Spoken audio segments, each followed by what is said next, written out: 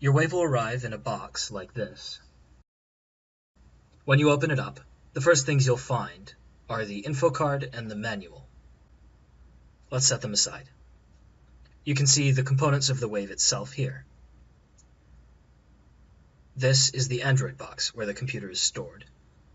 This is the camera arm, which sees your touch inputs once set up. We'll supply you with a power cable, though the prongs may look different from this one depending on the region that you ordered from and to.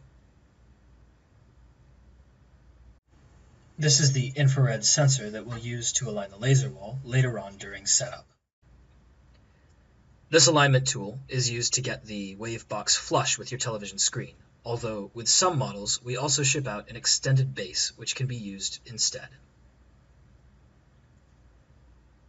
Before you begin, you're going to want to tighten this spring here.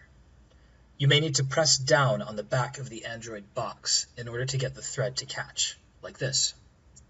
Once you do, you can twist on this knob clockwise to tighten until you hear it click. That will indicate that it's ready for alignment.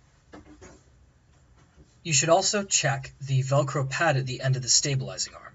We ship every wave with some residue-free Velcro tape that you'll use to affix it to the back of your television. If it's not already, go ahead and center this tape on the Velcro pad and press it down firmly. Great.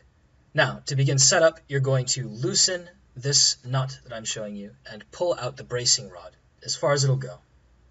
Then, into these two holes here, if you have it, you're going to insert the two nubs of the extended base. If you don't, you can skip this step. This is what it'll look like from the front and from the side. Now, find the center of your television screen. You can use the logo as a reference. Place the wave flat against the top of the television's frame.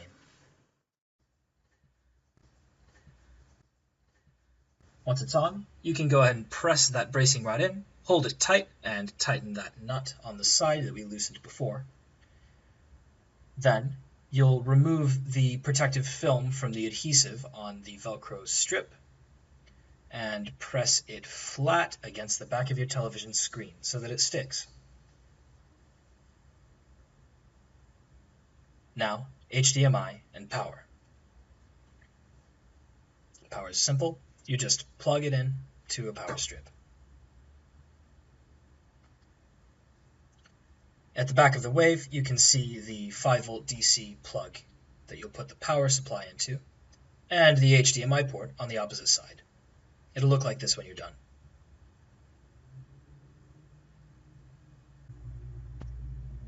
The camera arm has a hook that fits into the small rectangular divot at the back of the wave box. The magnet in front will do the rest of the work. Just make sure there are no gaps when you finish. Now place the infrared sensor flat against the center base of your television frame. Twist the angle adjustment knob on top of the wave counterclockwise to move the light first toward red and then inward toward green. If you go too far, you can twist in the other direction to adjust. Now, navigate to the Wi-Fi settings on your phone. If it's your first time using this wave, you'll see a network called Touchjet, Wave, and then 4 alphanumeric characters. Go ahead and connect. If you've already connected your wave to Wi-Fi, all you have to do is join the same network that it's on. Now open the Touchjet app. The devices will try to pair automatically, but if they don't, you can tap in the top left, browse to the device list, and you should see your wave waiting in the list. Go ahead and tap on it to pair. The gray space you see here is a virtual mousepad you can use to control your wave. But first, let's calibrate. Just tap in the top left-hand corner, open Settings, and tap Start to begin. You can set aside your phone after this. You won't need it for the rest of setup. The wave will take a moment to initialize the calibration process, and then you can get started. 5 points will appear, one in each corner, and the last one in the center. You'll want to press them with one finger straight on until they turn from white to yellow, with little ripples indicating that the wave sees your finger.